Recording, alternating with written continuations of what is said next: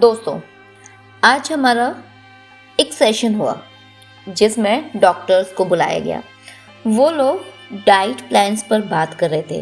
अच्छा वातावरण, अच्छी सेहत, अच्छा खान पान, सब कुछ बहुत अच्छा और बहुत स्मूथ जा रहा था। तभी उन्होंने अपनी बातों को और ज़्यादा प्रूफ करने के लिए श्लोक उठाया कि हमारे शास्त्रों में भी ऐसा कहा गया है। अभी वो श्लोक कुछ इस तरीके का था, पुनर्वित्तम पुनर्मित्रम पुनर्भार्या पुनर्मही। ये श्लोक सुनने के बाद मानो पूरी असेंबली का फ्लो टूट गया और मेरा दिमाग यहीं से ठनक गया, क्योंकि श्लोक का भाव कुछ ऐसे था कि जीवन में सब कुछ दोबारा मिल सकता है। पत्नी भी, राज्य भी, मित्र भी और धन भी। एक सेकंड, पत्नी भी? क्या ये बार बार डिवोर्स करके बार बार शादी करने वाली बात को कहा जा रहा है? लेकिन शरीर एक बार गया तो फिर नहीं लौटता, इसलिए शरीर का ख्याल रखो।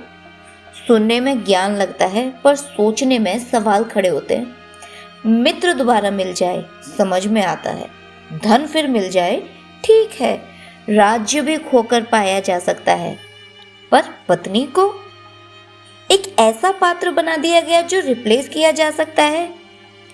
क्यों इस जगह पर पति का इस्तेमाल नहीं हो गया? क्या पति को पुनः पुनः प्राप्त नहीं किया जा सकता?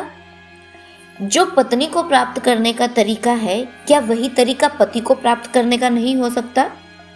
स्त्री कोई किताब नहीं जो खो गई तो नई ले लो, कोई गहना नहीं जो चोरी हो गया तो नया बनवा लो, कोई बर्तन नहीं जो टूट गया तो बाजार से ले आओ। वह शरीर नहीं, आत्मा है।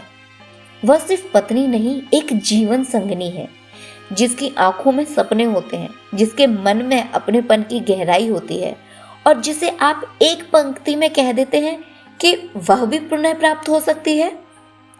क्या हमने स्त्री को इतना छोटा बना दिया है कि उसे एक शारीरिक वस्तु की तरह सूची में रख दिया गया है? क्या कोई भी स्त्री दोबारा वैसी ही हो सकती है? क्या भाव, स्पर्श, त्याग, प्रेम सब रिप्लेस हो सकते हैं? नहीं। जब स्त्री चली जाती है तो उसका स्थान फिर कभी भर नहीं पाता, न रिश्तों में न आत्मा में। हम शास्त्रों का सम्मान करते हैं, पर अब समय है कि भाव की व्याख्या बदलें। अगर शरीर अनमोल है तो स्त्री भी।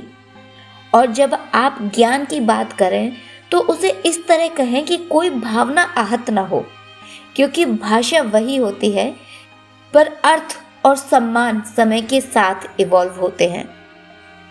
मैं पत्नी हूँ, पुनः प्राप्त की जाने वाली नहीं, आत्मा से जुड़ी एक बार मिलने वाली हूँ।